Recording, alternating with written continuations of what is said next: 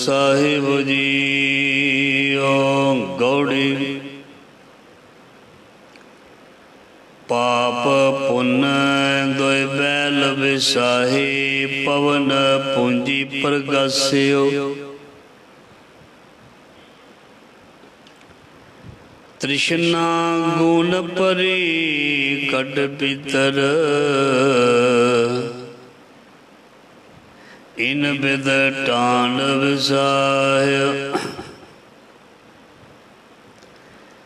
ऐसा नायक राम हमारा, सगल संसार कियो बनियारा। काम क्रोध दोय पै जगति, मन तरंग बटवरा।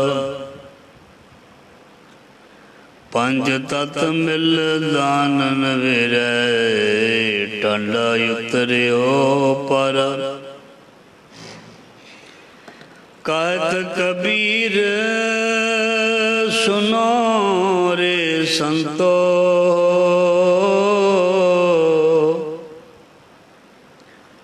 अब ऐसी बनियाई।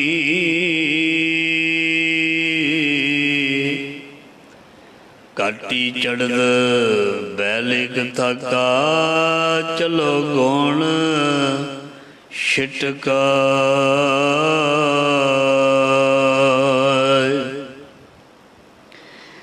मैं तान दीवान, तू है मेरे स्वामी। मैं तुझ आगे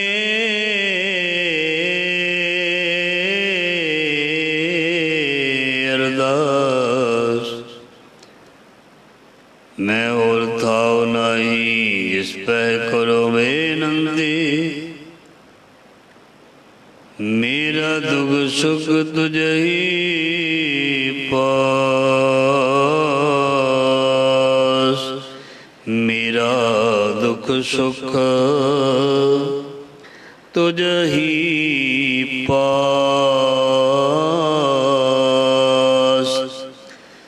ज़हरा ज़हूर हाजरा हजूर, सर्व कला भरपूर समरथ गुरु। लोक परलोक दे रखियक, भगत वशल ज्ञान दे सागर। सतगुरां भगतां भट्टां सिखां दी बाणी। बाणी जोत ਸਰੂਪ ਧੰਨ ਧੰਨ श्री गुरु ग्रंथ ਸਾਹਿਬ महाराज जी की पावन पवित्र गोद हजूरी दे विच गुरु शब्द दे नाल जुड़ बैठी जुड़ रही सा संगत। असी सब भागे हाँ, गुरु साहब ने मेहर की है, दया की है, जीवन बख्शिया और जीवन नूं लेखे विच लाउण दा समा सानूं दे दिता। सो गुरु महाराज जी मेहर करन, लेखे दे विच साडा समा लग जाण, साडे सवास लग जाण। मतलब असी कुछ अपने जीवन दे विच खट के जाइए, इहां खड़ चलो हर राह आगे बसों सहेल। जिहड़ा बंदा जिंदगी दे विच खट्टी नहीं करदे, उहनूं नकम्मा कहंदे हन।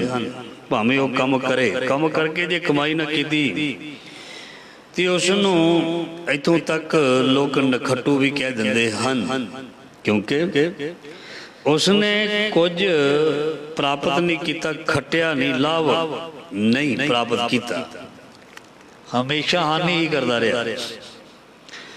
ते संसार दे विच इस शरीर नूं लैके असीं आए हाँ, अपने शरीर की हानि करन वाल ही जग तुरिया पिया। खट्टी जड़ी है बहुत घट लोग करते हैं।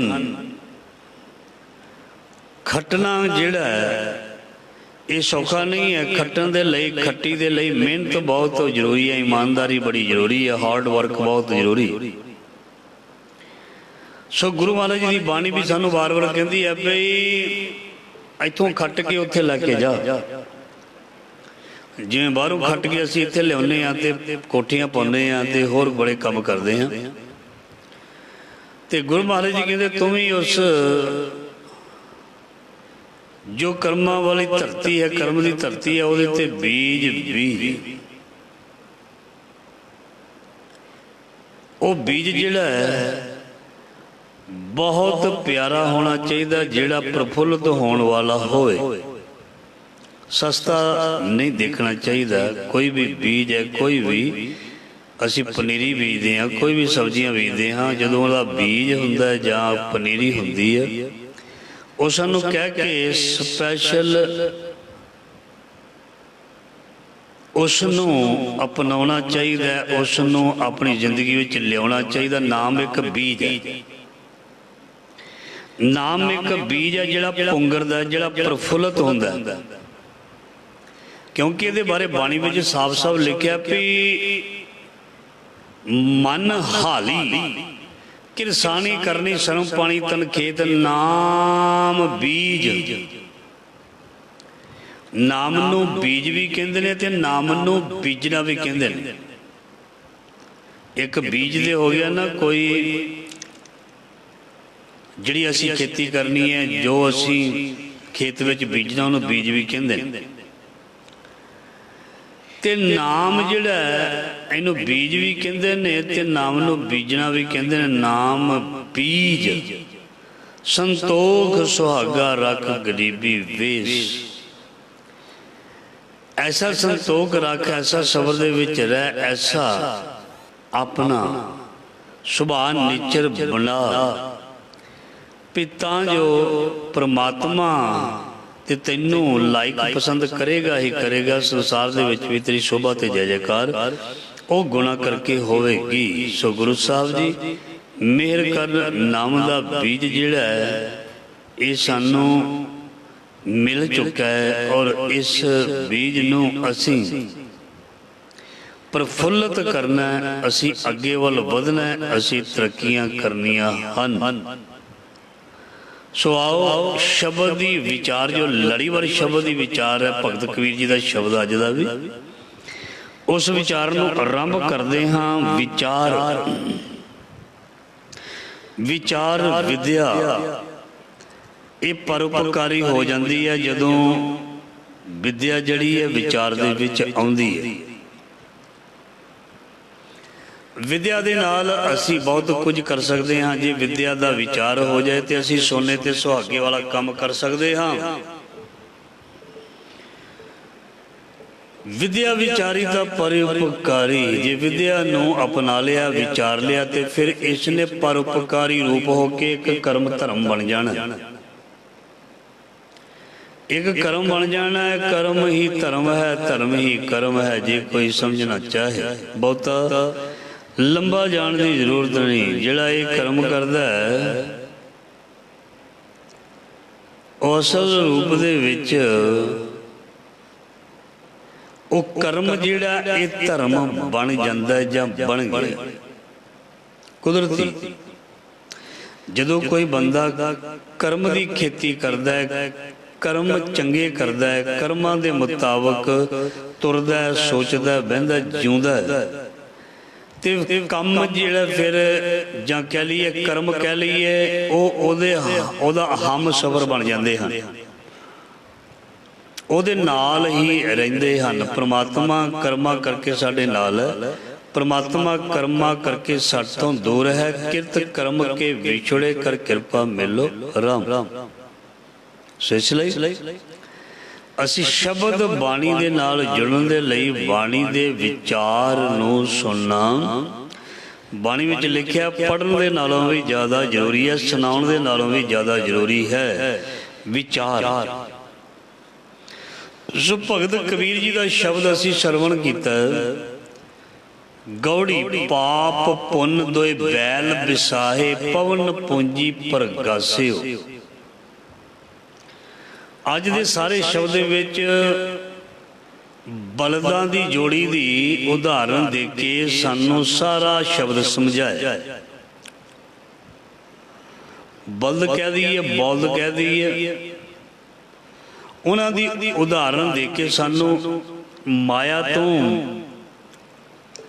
ਸਾਨੂੰ ਜਾਣੂ ਕਰਵਾਇਆ ਔਰ ਸੰਸਾਰ ਦੇ ਵਿੱਚ ਚੱਲਣਾ ਵੀ ਸਿਖਾਇਆ ਬਾਣੀ ਦੀਆਂ ਇਹਨਾਂ ਪੰਕਤੀਆਂ ਦੇ ਨਾਲ। ਪਾਪ ਪੁੰਨ ਦੋਏ ਬੈਲ ਬਿਸਾਹੇ, ਪਵਨ ਪੂੰਜੀ ਪ੍ਰਗਾਸਿਓ। ਬੈਲ ਦਾ ਮਤਲਬ ਬਲਦ, ਬਿਸਾਹੇ ਦਾ ਮਤਲਬ ਖਰੀਦੇ। ਜਿਵੇਂ ਸੰਸਾਰ ਦੇ ਵਿੱਚ ਕੋਈ ਖੇਤੀ ਕਰਨ ਦੇ ਲਈ ਬਲਦ ਖਰੀਦਦਾ, ਤੇ ਬਲਦਾਂ ਨੂੰ ਖਰੀਦ ਕੇ ਫਿਰ ਉਹਨਾਂ ਨੂੰ ਜੋ ਕੇ ਉਹਨਾਂ ਨਾਲ ਖੇਤੀ ਕਰਦਾ, ਉਹਨਾਂ ਨਾਲ ਗੱਡੇ ਦੇ ਉੱਪਰ ਸਮਾਨ ਲੱਦਦਾ, ਰੇਹੜੇ ਦੇ ਸਮਾਨ ਲੱਦਦਾ। ਔਰ ਪੁਰਾਣੇ ਸਮਿਆਂ ਦੇ ਵਿੱਚ, ਪਹਿਲੇ ਸਮਿਆਂ ਵਿੱਚ ਆਮਦਨ ਦਾ ਸਾਧਨ ਹੁੰਦੇ ਸਨ ਗੱਡੇ। ਹੁਣ ਦੇ ਥੋੜ੍ਹੇ ਬਹੁਤੇ ਕੋਈ ਸਮਾਨ ਲਿਆਉਣ ਦੇ ਲਈ ਜਾਂ ਹੋਰ ਕੋਈ ਚੀਜ਼ਾਂ। ਹਾਂ, ਜਿਹੜੇ ਪ੍ਰੋਫੈਸ਼ਨਲ ਨੇ ਉਹ ਕੰਮ ਕਰਦੇ ਹਨ। ਸੋ ਇਹ ਬੈਲ ਜਿਹੜਾ ਹੈ ਉਹ ਗੱਡੇ ਨੂੰ ਜਾਂ ਗੱਡੀ ਨੂੰ ਖਿੱਚਦਾ। ਤੇ ਭਗਤ ਕਬੀਰ ਜੀ ਫਰਮਾਨ ਕਰਦੇ ਨੇ, ਕਹਿੰਦੇ ਅਸੀਂ ਵੀ ਪਾਪ ਤੇ ਪੁੰਨ ਦੋ ਬਲਦ ਲਏ ਹੋਏ। ਪਾਪ ਤੇ ਪੁੰਨ ਦੋ ਬਲਦ ਨੇ, ਇੱਕ ਬਲਦ ਚੰਗਾ, ਇੱਕ ਬਲਦ ਭੈੜਾ। ਕਈ ਵਾਰ ਕਿਸਾਨ ਨੇ ਵੀ ਬਲਦ ਜੋਏ ਹੁੰਦੇ ਨੇ, ਉਹਨਾਂ ਦੇ ਵਿੱਚੋਂ ਇੱਕ ਤੇ ਸਹੀ ਤੁਰਦਾ, ਦੂਜਾ ਤੁਰਦਾ ਨਹੀਂ। ਜਦੋਂ ਦੂਜਾ ਨਹੀਂ ਤੁਰਦਾ ਤੇ ਪੈਣਾ ਕਿਸੇ ਦਾ ਵੀ ਤੈਅ ਨਹੀਂ ਹੁੰਦਾ। ਇੱਕ ਖਰਾਬ ਨੇ ਸਾਰਾ ਕੰਮ ਹੀ ਖਰਾਬ ਕਰ ਦਿੱਤਾ। ਸੋ ਭਗਤ ਜੀ ਫਰਮਾਨ ਕਰਦੇ ਨੇ, ਪੁੰਨ ਪਾਪ ਜਿਹੜੇ ਨੇ, ਇੱਕ ਜਿਵੇਂ ਬਲਦ ਅਸੀਂ ਮੁੱਲ ਲੈ ਕੇ ਤੇ ਉਹਨਾਂ ਦੇ ਨਾਲ ਅੱਗੇ ਕੰਮ ਕਰਦੇ ਹਾਂ, ਇਹ ਅਸੀਂ ਦੋ ਬਲਦ ਜਿਹੜੇ ਰੱਖੇ ਹੋਏ ਨੇ, ਮੁੱਲ ਲਏ ਹੋਏ ਨੇ, ਪੁੰਨ ਤੇ ਪਾਪ। ਇਹ ਸਵਾਸਾਂ ਦੀ ਪੂੰਜੀ ਲੈ ਕੇ ਪੈਦਾ ਹੋਏ ਜੰਮੇ ਹਨ ਅਤੇ ਜਗਤ ਦੇ ਵਿੱਚ ਵਪਾਰ ਕਰਨ ਆਏ ਹਨ। ਪਾਪ ਪੁੰਨ ਦੇ ਰਾਹੀਂ ਚੰਗਾ ਮਾੜਾ ਵਪਾਰ ਹੁੰਦਾ। ਪਾਪ ਪੁੰਨ ਦੋਏ ਬੈਲ ਵਸਾਏ, ਪਵਨ ਪੂੰਜੀ ਪ੍ਰਗਸ। ਤ੍ਰਿਸ਼ਨਾ ਗੁਣ ਭਰੀ ਕਟ ਭੀਤਰ, ਇਨ ਬਿਦ ਟਾਂਡ ਵਸਾਇਓ। ਮਹਾਰਾਜ ਜੀ ਫਰਮਾਨ ਕਰਦੇ ਨੇ, ਹਰੇਕ ਦੇ ਹਿਰਦੇ ਵਿੱਚ ਤ੍ਰਿਸ਼ਨਾ ਦੀ ਛੱਟ ਲੱਦੀ ਪਈ ਹੈ। ਔਰ ਇਹ ਜਿਹੜਾ ਮਾਲ ਜਿਹੜਾ ਮੈਂ ਲੱਦਿਆ ਹੈ, ਇਸ ਨੂੰ ਦੂਜੇ ਪਾਸੇ ਪਹਿਚਾਉਣ ਦੇ ਲਈ, ਐਸਾ ਨਾਇਕ ਰਾਮ ਹਮਾਰਾ ਸੰਸਾਰ ਸਗਲ ਸੰਸਾਰ ਕੀਓ ਬਨਿਆਰਾ। ਭਗਤ ਕਬੀਰ ਜੀ ਫਰਮਾਨ ਕਰਦੇ ਨੇ, ਸਾਡਾ ਨਾਇਕ, ਸਾਡਾ ਸ਼ਾਹ ऐसा बनियारा है, ऐसा नायक रामा हमारा, सगल संसार कियो बनियारा। उस मालक ने जगत दे सारे जीवां नूं, जग दे सारे जीवां नूं एक व्यापारी बना के घल्लिया है। सगल संसार कियो बनियारा। असी जिन्ने भी वणजारे हाँ, वणजारे का मतलब हुंदा वणज करन वाला, सौदा करन वाला। वो वखरी गल है, कोई सच का सौदा करता है, कोई झूठ का सौदा करता है, पर असी सारे हाँ वणजारे। वणजारा जिहड़ा वो वणज करता है। ते वणज साध संगत जी गुरु नानक महाराज जी नूं भी उन्हां दे पिता जी ने वणज करन दे लई भेजिया। वणज करन दे लई, व्यापार करन दे लई आख्या। जो कुछ वणज करन दे लई जो कुछ भी लोड़ींदा है, जो कुछ भी लोड़ींदा है, वो सतगुर तो सानू प्राप्त हुंदा है। वणज करो वणजारियो, वखर लियो संभाल, तैसी वस्त वसाई है, जैसी निभ है नाल। सो सच भी है ते झूठ भी है, पुण्य भी है ते पाप भी है। वणज करना है इसने, वणजारा है ये, ते वणज कैसा करना ये इहदे हाथ विच है। जिवें गुरु नानक महाराज जी की साखी आउंदी है, गुरु नानक महाराज जी के पिता ने वणज व्यापार करन दे लई अपने पुत्र नूं लिखिया होया भाई बाला जी दे नाल भेजिया सी जाके शहर दे विचों। सो जो भी रसद पानी हुंदा है वो सब कुछ खरीद के तुसीं लियाओ।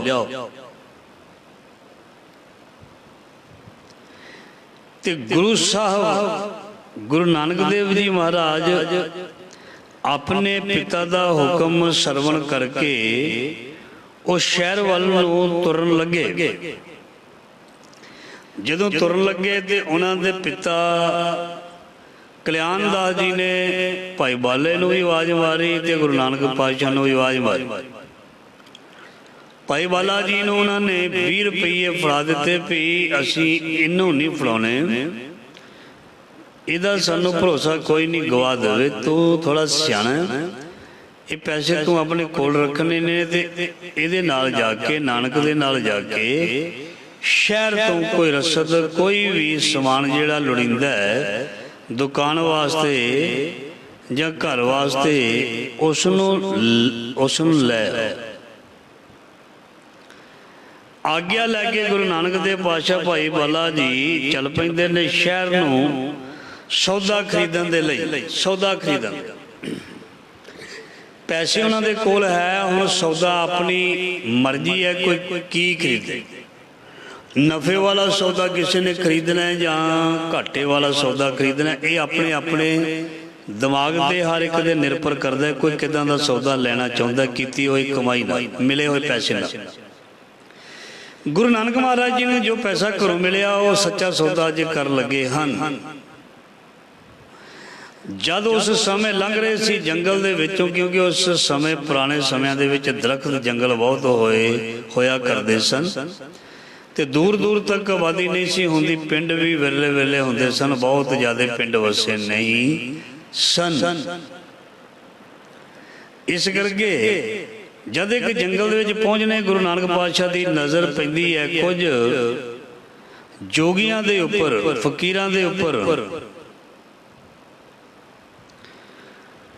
ਤੇ ਉਹ ਰੁਕ ਜਾਂਦੇ ਨੇ। ਆਪਣੇ ਸਾਥੀ ਨੂੰ ਕਹਿੰਦੇ ਨੇ ਵੀ ਅਸੀਂ ਅੱਗੇ ਤੇ ਜਾਣਾ ਹੀ ਹੈ, ਪਰ ਆਪਾਂ ਪਹਿਲਾਂ ਇਸ ਤਰ੍ਹਾਂ ਕਰਦੇ ਹਾਂ, ਆ ਸਾਧੂ ਕਹਿ ਦਈਏ, ਜੋਗੀ ਕਹਿ ਲਈਏ, ਇਹਨਾਂ ਨੂੰ ਮਿਲ ਚੱਲਦੇ। ਭਾਈ ਵਾਲਾ ਜੀ ਕਹਿੰਦੇ ਨਹੀਂ ਨਹੀਂ, ਆਪਾਂ ਸਿੱਧੇ ਜਾਣਾ, ਪਿਤਾ ਜੀ ਗੁੱਸੇ ਹੋਣਗੇ, ਆਪਾਂ ਸਿੱਧੇ ਹੀ ਜਾਈਏ ਸ਼ਹਿਰ ਨੂੰ, ਸੌਦਾ ਲੈ ਕੇ ਘਰ ਨੂੰ ਆਈਏ। ਪਰ ਉਹਨਾਂ ਨੂੰ ਪਤਾ ਨਹੀਂ ਵੀ ਗੁਰੂ ਨਾਨਕ ਮਹਾਰਾਜ ਜੀ ਦੀ ਉਡੀਕ ਉਹਨਾਂ ਰੂਹਾਂ ਨੂੰ ਹੈ, ਜੋ ਰੂਹਾਂ ਪਤਾ ਨਹੀਂ ਕਿੰਨੇ ਕੁ ਜਨਮ ਦੀਆਂ ਜਿਹੜੀਆਂ ਨੇ ਉਹ ਪਰੇਸ਼ਾਨ ਨੇ, ਬਿਲਕਦੀਆਂ ਪਈਆਂ ਹਨ। ਸੋ ਭਾਈ ਬਾਲਾ ਜੀ ਨੂੰ ਵਾਰ-ਵਾਰ ਕਹਿਣ ਤੇ ਨਾਲ ਲੈ ਕੇ ਗੁਰੂ ਨਾਨਕ ਸਾਹਿਬ ਜੀ ਉਹਨਾਂ ਸਾਧੂਆਂ ਦੇ ਕੋਲ ਚਲੇ।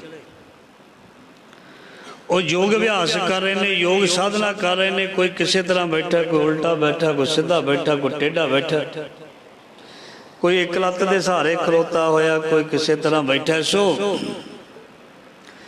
ਉਹਨਾਂ ਦੇ ਮੁਖੀ ਨੂੰ ਮਿਲੇ ਨੇ ਗੁਰੂ ਨਾਨਕ ਪਾਤਸ਼ਾਹ ਜੀ। ਉਮਰ ਉਹਨਾਂ ਦੀ ਪਾਤਸ਼ਾਹ ਦੀ ਛੋਟੀ ਹੈ ਅਜੇ ਦੁਨਿਆਵੀ।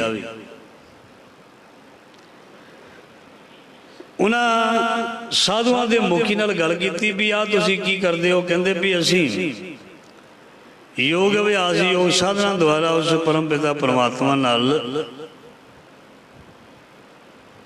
ਉਸ ਪਰਮ ਪਿਤਾ ਪਰਮਾਤਮਾ ਦੇ ਨਾਲ ਜੁੜਨ ਦੀ ਕੋਸ਼ਿਸ਼ ਕਰ ਰਹੇ ਹਾਂ।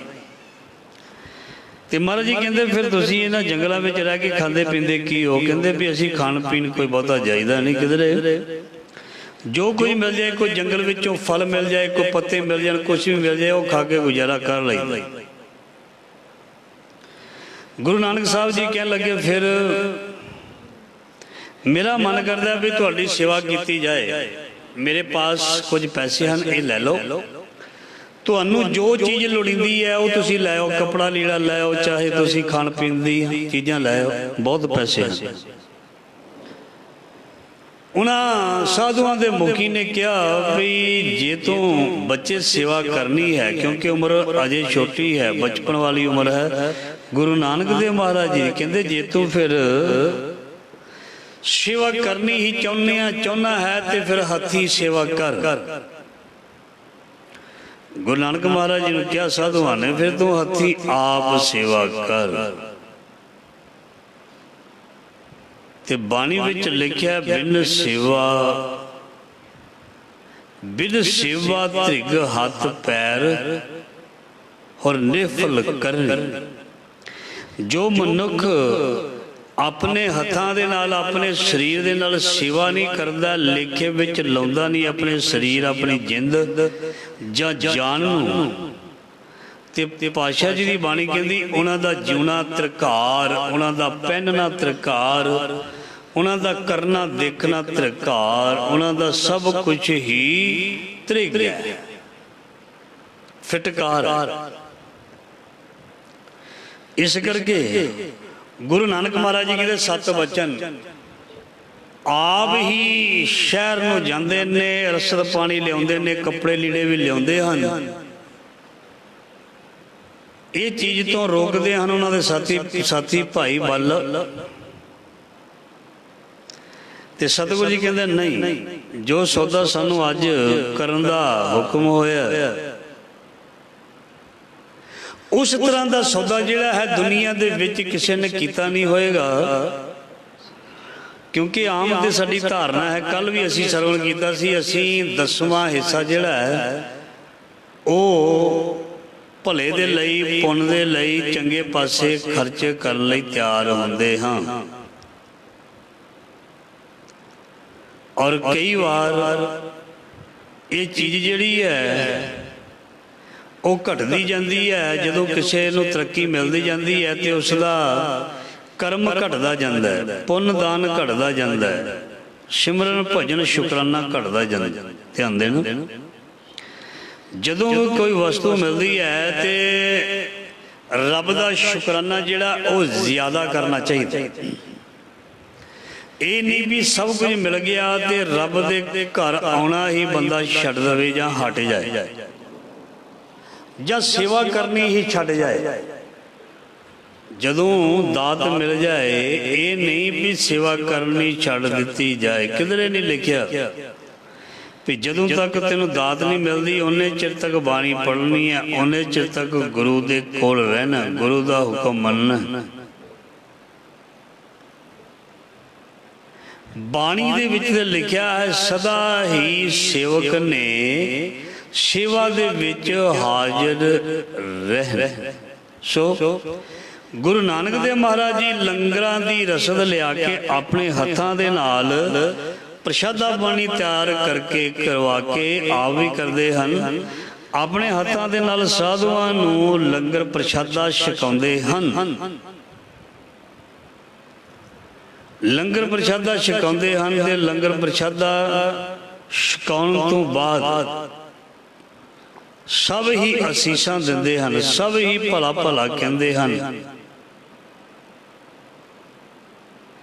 ਸੋ ਇਸ ਕਰਕੇ ਕਿਉਂਕਿ ਜਦੋਂ ਕਿਸੇ ਦੇ ਅੰਦਰ ਚੰਗੀ ਸੰਗਤ, ਚੰਗੇ ਗੁਣ ਪੈਦਾ ਹੁੰਦੇ ਨੇ, ਸਾਰੀ ਦੁਨੀਆ ਭਾਵੇਂ ਉਸ ਇਨਸਾਨ ਨੂੰ ਚੰਗਾ ਨਾ ਕਹੇ, ਪਰ ਜਿਹੜੇ ਬਹੁਤ ਹੀ ਸੂਝਵਾਨ ਤੇ ਸਿਆਣੇ ਲੋਕ ਹੁੰਦੇ ਨੇ ਉਹ ਉਸ ਚੀਜ਼ ਨੂੰ ਮਤਲਬ ਸਲਾਹੁੰਦੇ ਨੇ, ਉਹਦੀ ਪ੍ਰਸ਼ੰਸਾ ਕਰਦੇ ਨੇ, ਉਹਦੀ ਵਡਿਆਈ ਕਰਦੇ ਨੇ। ਗੁਰੂ ਨਾਨਕ ਮਹਾਰਾਜ ਜੀ ਦੀ ਵਡਿਆਈ ਤੇ ਹੋ ਰਹੀ ਹੈ, ਪਰ ਜਿਹੜੇ ਇਹ ਪੈਸੇ ਖਰਚ ਦਿੱਤੇ ਉਹਨਾਂ ਨੇ 20 ਰੁਪਈਏ ਤੇ ਸਾਧੂਆਂ ਦੀ ਸੇਵਾ ਕਰਕੇ ਹੁਣ ਆਪਣੇ ਘਰ ਨੂੰ ਵਾਪਸ ਪਰਤਣ ਲੱਗਦੇ ਹਨ।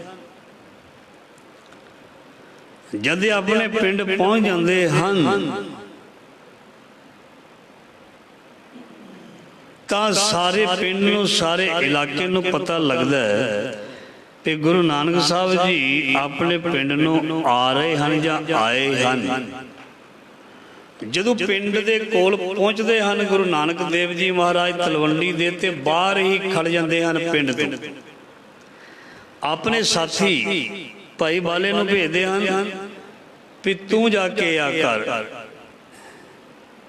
ਜਦੋਂ ਭਾਈ ਬਾਲਾ ਜੀ ਡਰਦੇ ਡਰਦੇ ਘਰ ਜਾਂਦੇ ਹਨ, ਕਿਉਂਕਿ ਜੋ ਪਿਤਾ ਸੀ ਗੁਰੂ ਨਾਨਕ ਦੇਵ ਮਹਾਰਾਜ ਜੀ ਦੇ ਉਹ ਲਿਹਾਜ਼ ਨਹੀਂ ਸਨ ਕਰਦੇ। ਉਹ ਕੋਈ ਗੱਲ ਜਿਹੜੀ ਗਲਤ ਹੈ ਬਰਦਾਸ਼ਤ ਨਹੀਂ ਸਨ ਕਰਦੇ। ਸੋ ਗੁਰੂ ਨਾਨਕ ਦੇਵ ਮਹਾਰਾਜ ਜੀ ਦੇ ਪਿਤਾ ਦੇ ਕੋਲ ਪਹੁੰਚਦੇ ਨੇ ਭਾਈ ਬਾਲਾ ਜੀ, ਤੇ ਬਾਲਾ ਜੀ ਪਹੁੰਚ ਕੇ ਕਹਿੰਦੇ ਨੇ, ਮਹਾਰਾਜ ਦੇ ਪਿਤਾ ਕਹਿੰਦੇ ਨੇ ਭਾਈ ਬਾਲੇ ਨੂੰ ਵੀ ਤੁਸੀਂ ਸ਼ਹਿਰ ਜਾਏ, ਤੁਸੀਂ ਜਿਹੜੀ ਸੌਦਾ ਰਸਦ ਲਿਆਉਣੀ ਸੀ ਉਹ ਲੈ ਆਏ। ਤੇ ਅੱਗਿਓਂ ਭਾਈ ਬਾਲਾ ਜੀ ਜਿਹੜੇ ਨੇ ਉਹ ਕੁਝ ਬੋਲਦੇ ਨਹੀਂ, ਬਹੁਤਾ ਜਵਾਬ ਨਹੀਂ ਦਿੰਦੇ। ਕਹਿੰਦੇ ਵੀ ਖਾਮੋਸ਼ੀ ਜਿਹੜੀ ਹੈ ਖਤਰੇ ਦੀ ਨਿਸ਼ਾਨੀ ਹੈ, ਤੂੰ ਬੋਲ ਨਹੀਂ ਰਿਹਾ, ਲੱਗਦਾ ਕੁਝ ਗਲਤ ਹੋ ਗਿਆ। ਔਰ ਪੁੱਛਦੇ ਹਨ ਵੀ ਨਾਨਕ ਕਿੱਥੇ ਹੈ, ਤੇ ਉਹ ਜਿਹੜੇ 20 ਰੁਪਏ ਤੁਹਾਨੂੰ ਦਿੱਤੇ ਸੀ ਉਹ ਕਿੱਥੇ ਹਨ, ਉਹ 20 ਰੁਪਏ ਕਿੱਥੇ ਹਨ, ਨਾਨਕ ਕਿੱਥੇ ਹੈ। ਤੇ ਭਾਈ ਵਾਲਾ ਜੀ ਨੇ ਹੱਥ ਜੋੜ ਕੇ ਬੇਨਤੀ ਕੀਤੀ, ਪਿਤਾ ਜੀ ਮੈਂ ਬਹੁਤ ਕੋਸ਼ਿਸ਼ ਕੀਤੀ ਪਰ ਤੁਹਾਡੇ ਨਾਨਕ ਨੇ ਮੇਰੀ ਇੱਕ ਨਹੀਂ ਸੁਣੀ। ਉਹਨਾਂ ਨੇ ਤੁਹਾਡੇ ਦਿੱਤੇ ਹੋਏ ਪੈਸਿਆਂ ਦਾ ਲੰਗਰ ਲਾ ਦਿੱਤਾ, ਤੁਹਾਡੇ ਦਿੱਤੇ ਹੋਏ ਪੈਸਿਆਂ ਨੂੰ ਚੰਗੇ ਪਾਸੇ ਲਾ ਦਿੱਤਾ ਔਰ ਉਹ ਮੰਨੇ ਨਹੀਂ। ਜਦੋਂ ਇਹ ਗੱਲ ਸਰਵਣ ਕੀਤੀ ਗਈ, ਇਸ ਗੱਲ ਦੇ ਬਾਰੇ ਪਤਾ ਲੱਗਾ, ਤੇ ਫਿਰ ਸਾਧ ਸੰਗਤ ਜੀ ਜਿਹੜਾ ਗੁੱਸਾ ਆਉਣਾ ਸੀ ਉਹ ਨੈਚੁਰਲੀ ਸੀ। ਸਾਰੀ ਗੱਲਬਾਤ ਸੁਣਨ ਤੋਂ ਬਾਅਦ ਪਿਤਾ ਜੀ ਜਿਹੜੇ ਨੇ ਉਹ ਗੁੱਸੇ ਦੇ ਨਾਲ ਬਾਹਰ ਨੂੰ, ਘਰ ਤੋਂ ਬਾਹਰ ਨੂੰ ਤੁਰ ਪੈਂਦੇ ਨੇ, ਦੱਸ ਕਿੱਥੇ ਹੈ ਨਾਨਕ। ਤੇ ਕਹਿੰਦੇ ਨੇ ਬੜੇ ਗੁੱਸੇ ਦੇ ਨਾਲ ਲਾਲ ਹੋਏ ਮਹਿਤਾ ਕਲਿਆਣਦਾਸ ਜੀ ਗੁਰੂ ਨਾਨਕ ਦੇਵ ਜੀ ਮਹਾਰਾਜ ਜੀ ਦੇ ਵੱਲ ਤੁਰ ਪੈਂਦੇ ਨੇ, ਤੇ ਨਾਲ ਹੀ ਉਹਨਾਂ ਦੇ ਪਰਿਵਾਰ, ਉਹਨਾਂ ਦੀ ਬੇਟੀ ਬੇਬੇ ਨਾਨਕੀ ਕਹਿੰਦੇ ਵੀ ਪਿੱਛੇ ਪਿੱਛੇ ਤੁਰ ਪਏ ਪਈ ਪਿਤਾ ਜੀ ਅੱਜ ਬਹੁਤ ਗੁੱਸੇ ਵਿੱਚ ਲੱਗਦੇ ਹਨ, ਕੋਈ ਗਲਤ ਨਾ ਹੋ ਜਾਏ, ਇਸ ਕਰਕੇ ਉਹਨਾਂ ਦੀ ਵੱਡੀ ਭੈਣ ਵੀ ਨਾਲ, ਉਹਨਾਂ ਦਾ ਮਤਲਬ ਪਰਿਵਾਰ ਨਾਲ। ਤੇ ਜਦੋਂ ਉਹ ਬਾਹਰ ਫਿਰਨੀ ਵਿੱਚ ਪਹੁੰਚੇ ਹਨ ਤੇ ਕੀ ਦੇਖਿਆ, ਗੁਰੂ ਨਾਨਕ ਦੇਵ ਜੀ ਬਹੁਤ ਸ਼ਾਂਤਮਈ ਤਰੀਕੇ ਦੇ ਨਾਲ ਚੁੱਪਚਾਪ ਖੜੇ ਖੜੇ। ਮਹਿਤਾ ਕਲਿਆਣਦਾਸ ਜੀ ਨੇ ਆਵਾਜ਼ ਮਾਰੀ, ਇੱਧਰ ਆ। ਜਿਹੜੇ 20 ਰੁਪਏ ਦਿੱਤੇ ਸੀ, ਜਿਹੜਾ ਬਹੁਤ ਵੱਡਾ ਬਿਜ਼ਨਸਮੈਨ ਹੁੰਦਾ ਹੈ, ਉਹਦੀਆਂ ਅੱਖਾਂ ਦੇ ਸਾਹਮਣੇ, ਉਹਦੇ ਜ਼ਿਹਨ ਵਿੱਚ ਹਮੇਸ਼ਾ ਬਿਜ਼ਨਸ ਤੇ ਪੈਸੇ ਦੀਆਂ ਗੱਲਾਂ ਹੁੰਦੀਆਂ ਹਨ। ਧਿਆਨ ਦੇਣਾ, ਜਿਹੜਾ ਜੋ ਕੰਮ ਕਰਦਾ ਉਹਦੀ ਤਵੱਜੋ, ਉਹਦਾ ਧਿਆਨ ਉੱਧਰ ਹੀ ਜਾਂਦਾ ਹੈ। ਜਿਹੜਾ ਬਹੁਤਾ ਮਾਇਆਧਾਰੀ ਹੈ, ਪੈਸੇ ਕਮਾਉਣ ਵਾਲਾ ਨਹੀਂ ਸਾਰਾ ਦਿਨ ਨੇ, ਉਹਦਾ ਧਿਆਨ ਹਰ ਵੇਲੇ ਇਹ ਲੱਗਾ ਰਹਿੰਦਾ ਵੀ ਪ੍ਰੋਫਿਟ ਕਿੱਦਾਂ ਹੋਵੇ, ਲਾਭ ਕਿੱਦਾਂ ਹੋਵੇ, ਉਹ ਪਲਾਨ ਕਰਦਾ ਰਹਿੰਦਾ। ਗੁਰੂ ਨਾਨਕ ਦੇਵ ਜੀ ਦੇ ਪਾਸ ਪਿਤਾ ਪਹੁੰਚ ਕੇ ਕਹਿੰਦੇ ਨੇ ਪਈ ਜਿਹੜੇ 20 ਰੁਪਏ ਤੈਨੂੰ ਦਿੱਤੇ ਸੀ ਉਹ ਕਿੱਥੇ ਆ। ਗੁਰੂ ਨਾਨਕ ਸਾਹਿਬ ਜੀ ਪਾਤਸ਼ਾਹ ਜੀ ਜਵਾਬ ਨਹੀਂ ਦੇ ਰਹੇ, ਜਵਾਬ ਨਹੀਂ ਦਿੰਦੇ। ਫਿਰ ਪੁੱਛਦੇ ਨੇ 20 ਰੁਪਏ ਕਿੱਥੇ, ਨਹੀਂ ਜਵਾਬ ਦਿੰਦੇ। ਫਿਰ ਦੁਬਾਰਾ ਫਿਰ ਪੁੱਛਦੇ ਨੇ, 2-3 ਵਾਰੀ ਜਦੋਂ ਪੁੱਛਿਆ ਨਹੀਂ ਜਵਾਬ ਦਿੱਤਾ। ਤੇ ਇਤਿਹਾਸ ਵਿੱਚ ਇਸ ਤਰ੍ਹਾਂ ਲਿਖਿਆ, ਆਪਣੇ ਸੱਜੇ ਹੱਥ ਨੂੰ ਉਠਾ ਕੇ ਗੁਰੂ ਨਾਨਕ ਮਹਾਰਾਜ ਜੀ ਦੀ ਖੱਬੀ ਗਲ ਦੇ ਉੱਪਰ ਚਪੇੜ ਮਾਰ ਦਿੰਦੇ ਹਨ, ਤੇ ਆਪਣਾ ਖੱਬਾ ਹੱਥ ਸੱਜੀ ਗਲ ਦੇ ਹੇਠਾਂ ਰੱਖ ਕੇ, ਇਸ ਤਰ੍ਹਾਂ ਵੀ ਲਿਖਿਆ। ਤੇ ਗੁਰੂ ਨਾਨਕ ਮਹਾਰਾਜ ਜੀ ਦੇ ਹੈ ਹੀ ਬੜੇ ਸੁੰਦਰ, ਉਸ ਰੱਬ ਦਾ ਰੂਪ ਕੋਮਲ, ਬੜੇ ਪਿਆਰੇ। ਜਦ ਚਿਹਰਾ ਲਾਲ ਹੋ ਗਿਆ ਤੇ ਇੱਕਦਮ ਜਦੋਂ ਦੂਸਰਾ ਹੱਥ ਚੁੱਕਦੇ ਨੇ ਤੇ ਭੱਜ ਕੇ ਗੁਰੂ ਨਾਨਕ ਮਹਾਰਾਜ ਜੀ ਦੇ ਭੈਣ ਜੀ, ਵੱਡੇ ਭੈਣ ਬੇਬੇ ਨਾਨਕੀ, ਆਪਣੇ ਪਿਤਾ ਬਾਬਲ ਦਾ ਹੱਥ ਰੋਕਦੇ ਹਨ, ਕਹਿੰਦੇ ਹਨ ਵੀ ਬਸ ਬਸ ਹੁਣ ਤੁਸੀਂ ਅੱਗੇ ਤੋਂ ਨਹੀਂ ਮਾਰੋਗੇ। ਤੁਸੀਂ ਰੁਪਈਆਂ ਦੇ ਬਦਲੇ, ਭਾਵੇਂ ਉਹਨਾਂ ਰੁਪਈਆਂ ਦੀ ਉਸ ਸਮੇਂ ਕੀਮਤ ਬਹੁਤ ਸੀ, ਤੁਸੀਂ ਕੁਝ ਰੁਪਈਆਂ ਬਦਲੇ ਤੁਸੀਂ ਸਾਡੇ ਨਿਰੰਕਾਰ ਰੂਪ ਮੇਰੇ ਵੀਰ ਨਾਨਕ ਦੇ ਮੁਖ ਤੇ ਚਪੇੜਾ ਮਾਰ ਛੱਡੀਆਂ। ਇਹ ਤੁਸੀਂ ਸਹੀ ਨਹੀਂ ਕੀਤਾ। ਸੋ ਸਾਧ ਸੰਗਤ ਜੀ, ਗੁਰੂ ਨਾਨਕ ਮਹਾਰਾਜ ਜੀ ਤੇ ਹੈ ਹੀ ਪਰਮੇਸ਼ਰ ਦਾ ਰੂਪ, ਪ੍ਰਮਾਤਮਾ ਦਾ ਰੂਪ, ਉਹ ਅਡੋਲ,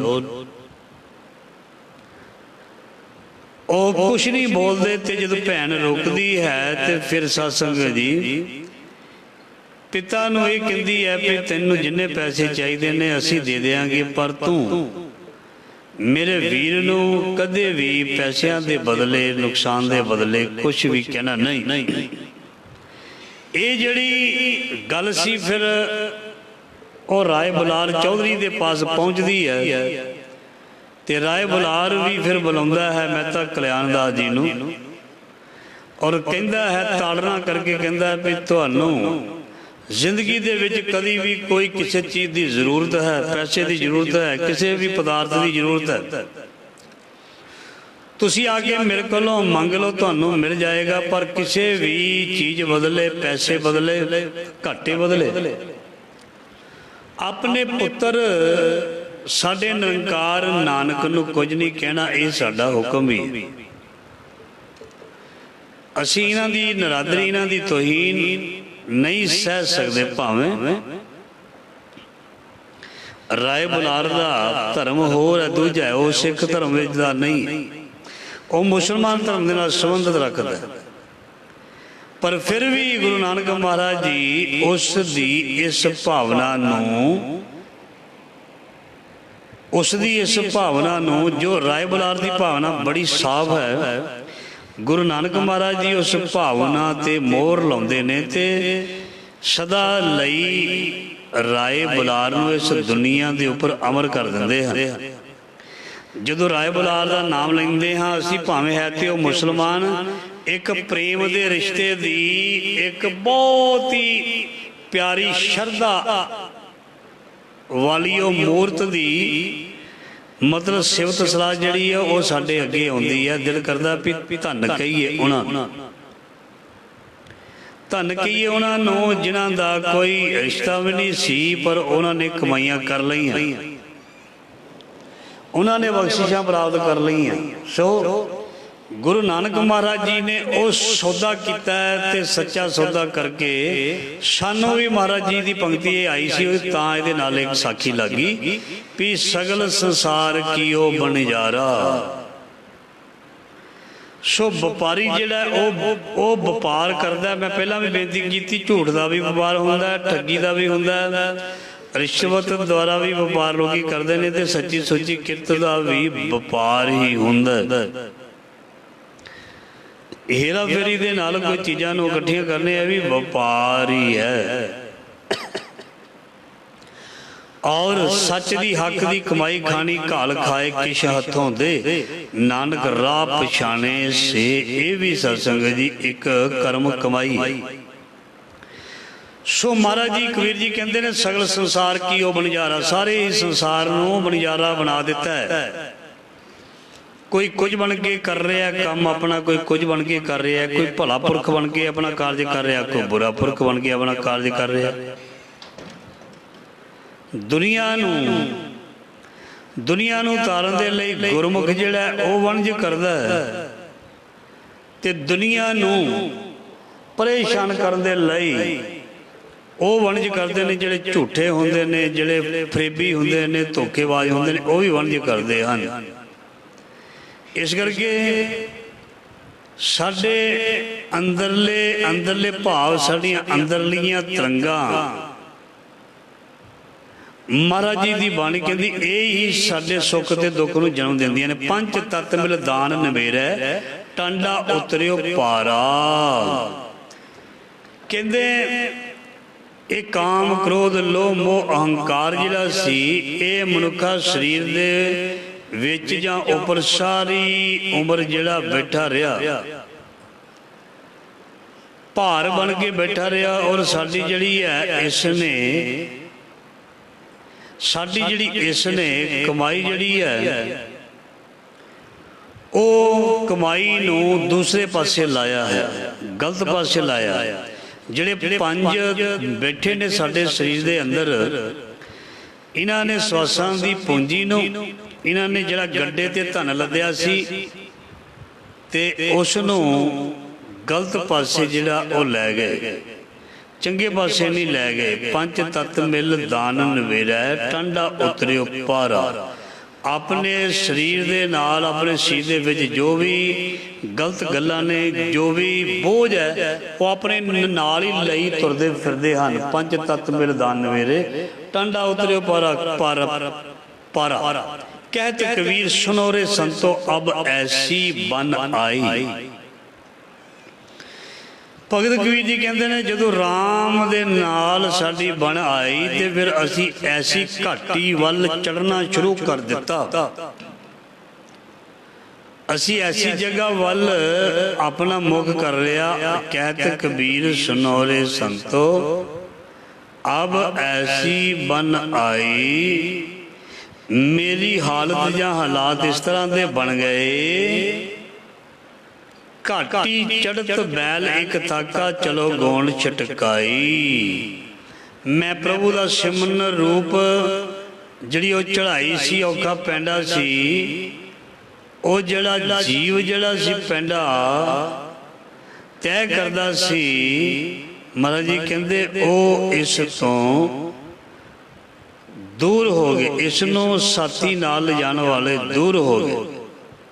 ਸੋ ਘਾਟੀ ਚੜ੍ਹਦ ਬੈਲ ਇੱਕ ਥਾਕਾ ਚਲੋ ਗੌਣ ਛਟਕਾਈ। ਉਹ ਬੈਲ ਜਿਹੜਾ ਤ੍ਰਿਸ਼ਨਾ ਦੀ ਛੱਟ ਨੂੰ ਸੁੱਟ ਕੇ, ਤ੍ਰਿਸ਼ਨਾ ਦੇ ਮਾਲ ਨੂੰ ਸੁੱਟ ਕੇ ਚਲਾ ਗਿਆ ਤੇ ਉਹ ਫਿਰ ਸਤਸੰਗ ਜੀ ਤ੍ਰਿਸ਼ਨਾ ਜਿਹੜੀ ਸੀ ਉਹ ਜਿਹੜੀ ਉਸੇ ਤਰ੍ਹਾਂ ਹੀ ਲੱਗੀ ਰਹਿ ਗਈ। ਸੋ ਇਹ ਸੀ ਅੱਜ ਦੇ ਲੜੀਵਾਰ ਸ਼ਬਦ ਦੀ ਵਿਚਾਰ ਜੋ ਮਹਾਰਾਜ ਜੀ ਨੇ ਬੜੀ ਕਿਰਪਾ ਮਿਹਰ ਦਿਆ ਕਰਕੇ ਸੇਵਾ ਲਈ ਹੈ। ਗੁਰੂ ਸਾਹਿਬ ਦੀ ਇਸ ਸ਼ਬਦ ਦਾ ਭਾਵ ਅਰਥ ਸਾਡੇ ਹਿਰਦਿਆਂ ਵਿੱਚ ਵਸਾਉਣ ਔਰ ਅਸੀਂ ਇਸ ਸੰਸਾਰ ਦੇ ਵਿੱਚੋਂ ਬਾਣੀ ਨੂੰ ਸਰਵਣ ਕਰਕੇ ਸੇਵਾ ਕਰਕੇ ਉਸ ਅਕਾਲ ਪੁਰਖ ਦੇ ਚਰਨਾਂ ਦੇ ਵਿੱਚ ਇਸ ਸੰਸਾਰ ਤੋਂ ਬਾਜੀ ਜਿੱਤ ਕੇ ਜਾਣ ਦੀ ਕੋਸ਼ਿਸ਼ ਕਰੀਏ। ਗੁਰਮੁਖ ਅੱਲਾਹ ਲੈ ਕੇ ਮਨਮੁਖ ਚੱਲੇ ਮੋਲ ਗਵਾਏ ਜਿਓ। ਹਮੇਸ਼ਾ ਬਿਰਤੀ ਨੂੰ ਚੰਗੀ ਤੇ ਗੁਰਮਤ ਦੇ ਅਨੁਸਾਰ ਹੀ ਬਣਾਉਣੀ ਚਾਹੀਦੀ ਹੈ। ਇਹ ਸਾਨੂੰ ਹੁਕਮ ਵੀ ਹੈ, ਇਹ ਸਾਨੂੰ ਹਦਾਇਤ ਵੀ ਹੈ। ਸੋ ਗੁਰੂ ਸਾਹਿਬ ਜੀ ਮਿਹਰ ਕਰਨ, ਸਭ ਦੀਆਂ ਹਾਜ਼ਰੀਆਂ ਪ੍ਰਵਾਨ ਕਰਨ, ਸਭ ਨੂੰ ਖੁਸ਼ੀਆਂ ਬਖਸ਼ਣ। ਭੁੱਲਾਂ ਚੁੱਕਾਂ ਦੀ ਖਿਮਾ ਫਤਿਹ ਬੁਲਾਓ ਜੀ। ਵਾਹਿਗੁਰੂ ਜੀ ਕਾ ਖਾਲਸਾ, ਵਾਹਿਗੁਰੂ ਜੀ ਕੀ ਫਤਿਹ।